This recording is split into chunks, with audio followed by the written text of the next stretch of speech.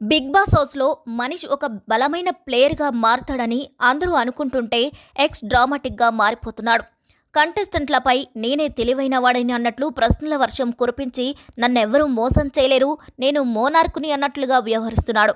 ముఖ్యంగా రాము రాథోడ్పై ఫోకస్ పెట్టి నువ్వు ఫేక్, ఓవర్ యాక్ట్ అంటూ పెద్ద పెద్ద బోల్డ్ స్టేట్మెంట్స్ ఇస్తూ ఆడియన్స్ ముందు నేనే తెలివైన వాడిని, ఎవ్వరు ఎలాంటి వారో నాకు ముందే తెలుసు, నేను సంజన గారి గురించి ఆమె స్టేజ్ మీద ఉన్నప్పుడే కనిపెట్టేశాను, నా గెస్ మొత్తం ఎప్పుడు తప్పు అవ్వదు, ఐ కెన్ గెస్ ఎనీథింగ్ అంటూ ఓవర్ కాన్ఫిడెంట్గా అగ్ని పరీక్షలో ఏ తప్పు అయితే చేశాడో అదే తప్పు చేస్తున్నాడు.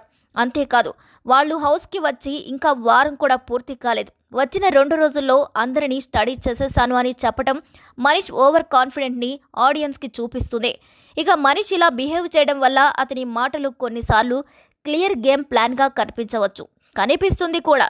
కానీ దీనివల్ల లాంగ్ రన్ మనీష్ గ్రాఫ్ పడిపోతుంది.